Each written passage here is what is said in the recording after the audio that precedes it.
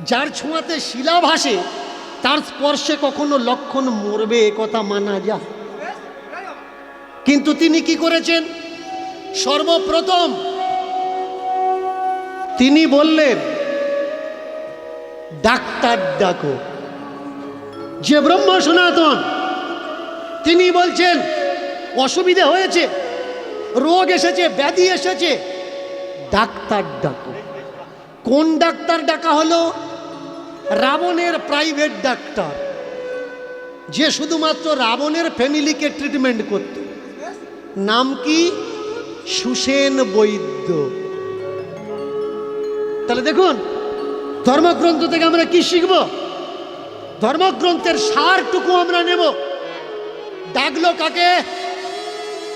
ওর সঙ্গে মিলল না কিন্তু। ডাকবো আমরা তাকে, ডাক্তারকে।